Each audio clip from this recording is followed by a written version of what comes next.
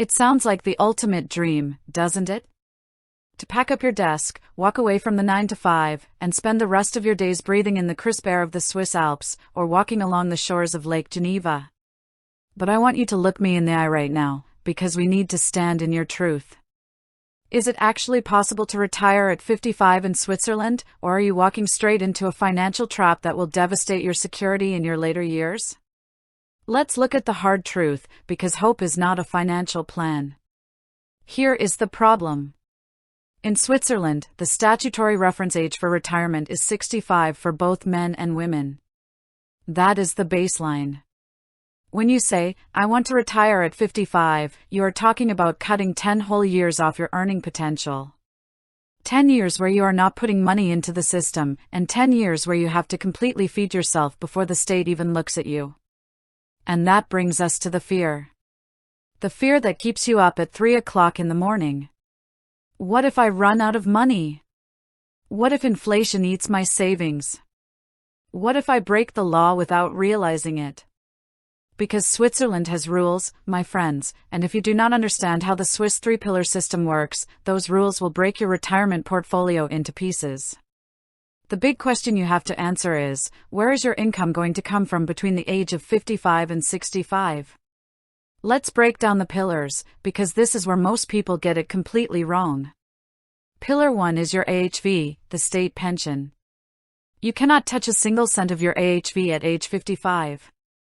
The absolute earliest you can draw it is age 63, and even then, you take a permanent, lifelong reduction of 6.8% for every year you take it early. If you take it at 63, you lose 13.6% of your state pension for the rest of your life. At 55? Forget about it. It's locked away. So then you look at Pillar 2, your company pension fund, the LPP. You think, okay, I'll just live off my company pension. Wrong again. Under Swiss law, the absolute earliest a pension fund can legally start paying out early retirement benefits is age 58, and many funds don't allow it until 60. Even if your specific fund allows it at 58, your conversion rate, the percentage they use to calculate your monthly payout, drops drastically. You are penalized for making it last longer. At 55, your Pillar 2 is completely out of reach. And Pillar 3? Your private 3A tied pension?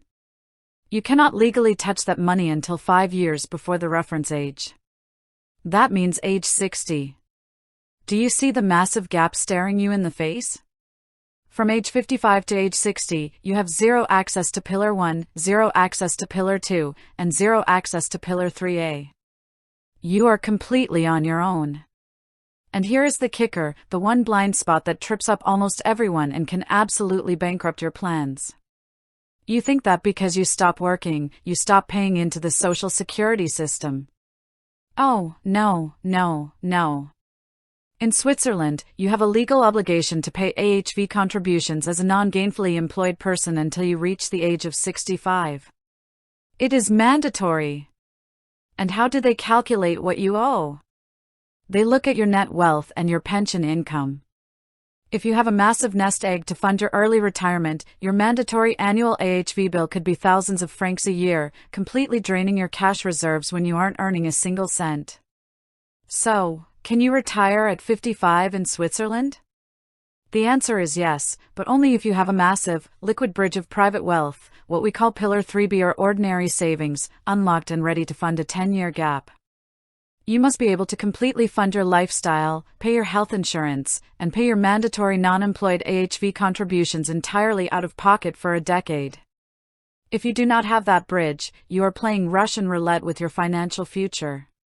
So what is your actionable takeaway today? If you are sitting there at 50 or 52, dreaming of 55, I want you to do 3 things immediately. First, call your Pillar 2 pension fund and request an early retirement simulation. Find out exactly what age they allow withdrawals, and look at how much your monthly pension drops if you leave early. Facing that number right now is the only way to protect yourself. Second, calculate your mandatory AHV contribution as a non-employed person. Go to the Compensation Office website, look at your current wealth, and figure out exactly how much cash you will have to hand over to the government every single year you aren't working. Budget for it. Third, evaluate your liquid, taxable assets outside of the pension system. If you don't have enough independent cash, stocks, or real estate income to fully survive from 55 to 65 without touching your pillars, then 55 is a dangerous illusion. But listen to me, that doesn't mean you can't do it. It means you need to adjust. Maybe the answer isn't full retirement at 55.